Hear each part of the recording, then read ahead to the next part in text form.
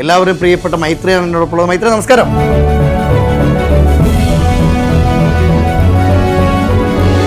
സ്വന്തം മകളെ ജനിപ്പിച്ചു.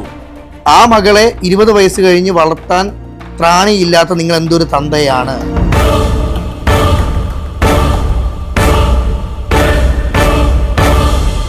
കുറിയിടുന്നവനും നെറ്റിക്ക് തഴമ്പുണ്ടാക്കി നടക്കുന്നവനും എല്ലാം ഇതേപോലെ തന്നെ ചിഹ്നങ്ങൾ ഇട്ടിട്ടാണ് നടക്കുന്നത്.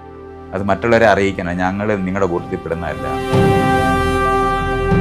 യൂദാസിന് എന്താണ് പള്ളിയില്ലാത്തേ? യൂദാസ് ഒറ്റി കൊടുത്തവനല്ലേ? ആ ഒറ്റ കൊടുത്തില്ലെന്നുണ്ടെങ്കിൽ ഈ പ്ലാൻ നടക്കുവോ? വെട്ടുകത്തി മഴുവാരിയൊക്കെ ആയിട്ട് ഇറങ്ങിയിരിക്കാനല്ല ഞങ്ങള്. ആ അമ്പും മില്ലും എടാ, സ്നേഹിക്കാൻ ഒരു ദൈവത്തിനെ കണ്ടുപിടിക്കാൻ കഴിയില്ലാത്തതാണ് ഈ ഇന്ത്യക്കാരൻ. ഒറ്റ ദൈവം കൊണ്ടുള്ളൂ സ്നേഹിക്കാനായിട്ട് ഇവിടെ ഇന്ത്യക്കാരനുണ്ടെങ്കിൽ. കുത്തിപ്പോക്കാനും വെട്ടിക്കൊല്ലാനും കൊടലുമാല വലിച്ചു കീറി തിന്നാനും എന്തൊരു പ്രാകൃത ദൈവങ്ങളെയാണ് ഇവനൊക്കെ കണ്ടുപിടിച്ചത്. ഇത് 10 എണ്ണവും കൊല്ലാനുണ്ടായി. ഒരുത്തൻ മാത്രമാണ് കലപ്പയും കൊണ്ട് നടക്കുന്നത്. അവനെ ആണെങ്കിൽ ആരും ആരാധിക്കുന്നില്ല. ബാലരാമൻ എന്ന് പറഞ്ഞൊരു ഒരുത്തനുണ്ട്.